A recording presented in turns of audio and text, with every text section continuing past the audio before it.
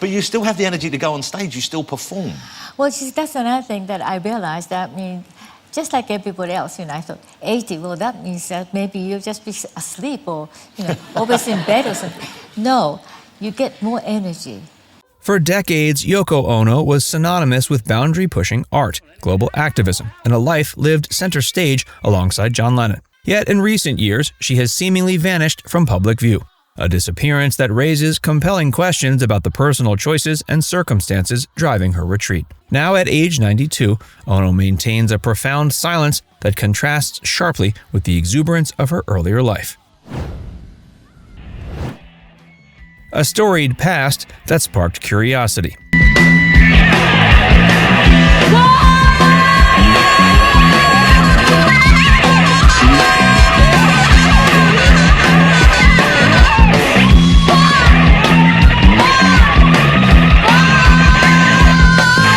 Few artistic figures ignited global curiosity quite like Yoko Ono. Born in Tokyo in 1933, she was introduced to the cultural scene through her avant-garde performances and conceptual art long before her name became intertwined with that of a Beatle.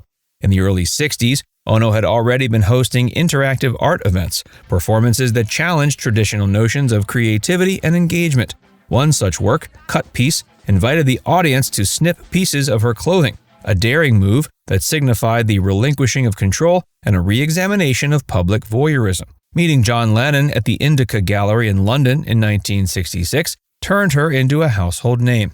Their marriage in '69, rife with bold anti-war bed-ins and controversial interviews, made them cultural lightning rods. Some Beatles fans notoriously blamed her for the band's split, while others recognized her as Lennon's muse and partner in pushing musical and social boundaries. The Dakota building in New York quickly became their home base, a hotbed of celebrity visits, brainstorming sessions, and spiritual explorations. But beneath the glamour and controversy lay personal sacrifices. Ono faced incessant media scrutiny, lost custody battles over her daughter Kyoko from a previous marriage, and endured relentless critiques questioning her motives. Still, she persevered, continuing to create art and release boundary-bending music.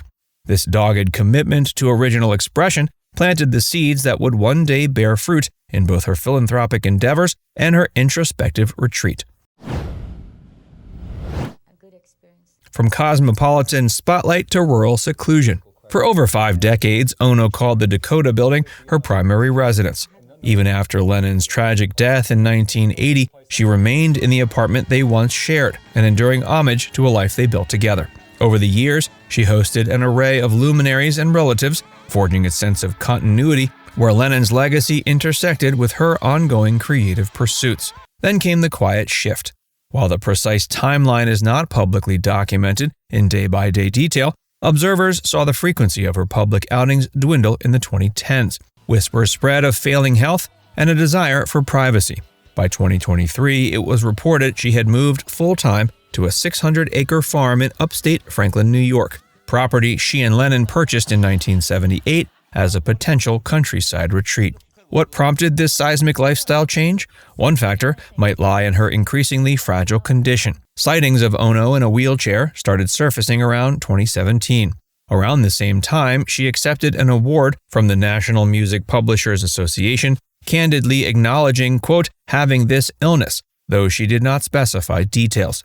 Elliot Mintz, a close family friend, hinted that age and health were contributing to her slowing down, underscoring a natural progression rather than a dramatic fall from grace. Still, it would be reductive to say that Ono moved simply because of health woes. She's always been vocal about seeking higher truths, spiritual, ecological, and cosmic. The farm in upstate New York provides a serene setting for exactly those pursuits. Vast acres of land, once home to dairy cows that Lennon himself purchased, now serve as a private respite. Away from paparazzi and the hum of Manhattan traffic, Ono can indulge her fascination with tarot, crystals, and cosmic meditations, elements that her son Sean recently described as being central to her worldview. Family ties and the weight of legacy.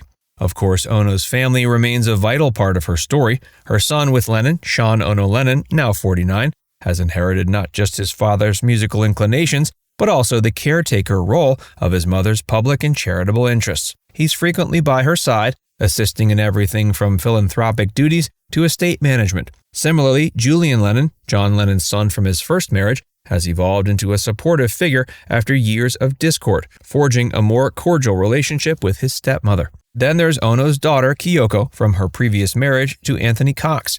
A contentious custody battle once kept them apart for years. Nevertheless, mother and daughter eventually reconciled, though Kyoko has largely chosen a life outside of the public eye. These intertwined relationships reflect both the complexities of Ono's personal sphere and the potential emotional toll of constant public gaze. Evidence of the family's improved rapport emerges in rare social media photos showing Sean and Julian together at the Dakota or at events honoring John Lennon's memory. Though Yoko rarely makes appearances at these gatherings, her presence is often felt through the family's tributes and her philanthropic influence. These glimpses underscore the fact that while Ono may prefer solitude, she's far from disconnected. Rather, she appears to orchestrate a carefully curated level of engagement, retreating just enough to preserve her mental and physical equilibrium without fully vanishing from the cultural stage. Health as a possible catalyst. Ono's health likely stands out as a key reason for her withdrawal. Her mysterious illness, sometimes described vaguely in media as a degenerative condition, has not been openly defined by her or her closest relatives. Seen occasionally with a cane or in a wheelchair, she's nevertheless determined, as she once proclaimed, to walk 80 city blocks to lift her spirit and fight off depression. Health challenges serve as a harsh wake-up call, prompting many individuals to reevaluate life's priorities.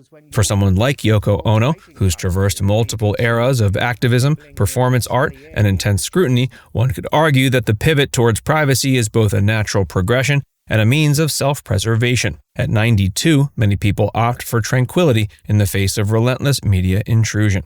In Ono's case, the impetus may also stem from the sheer emotional exhaustion that comes with a life lived in constant flux, from losing her husband to a senseless act of violence, to weathering decades of artistic criticism, to managing a global brand that includes Lennon's estate and Beatles-related matters. And her departure from Manhattan is no small footnote. The Dakota building is forever linked to Lennon's assassination in 1980. Living under that shadow for more than 4 decades may well have proved emotionally burdensome. Activism and the Good Witch spirit. I'm sure that we made a lot of mistakes as well. Well, I know that we made a lot of mistakes. And from those mistakes, if we don't learn that other people can make the same mistakes too, then I'll be very, very foolish. Despite her physical retreat, Ono's activism has not fully subsided. She and Sean have been at the forefront of environmental and social causes, particularly protesting fracking in the region surrounding her upstate property. Such activism ties back to her long-standing tradition of using art and public statements to ignite dialogue on crucial global issues. Whether it was the "War is over" billboards during the Vietnam War era or the more recent stance on environmental preservation, Ono has consistently channeled her artistic spirit into activism. Sean Lennon once quipped that his mother is like a, quote, good witch, deeply spiritual with an unyielding belief in cosmic truths. The cosmic realm, tarot readings, and an aura of mysticism have always been a part of her persona, though overshadowed by more sensational headlines in her youth. Now, in her later years, these interests can flourish unimpeded. She can meditate, consult her tarot, and maintain her bond with the earth in a nurturing environment that fosters introspection. Now it's time to hear from you. What do you think drives Yoko Ono's public retreat? Let us know in the comments section below.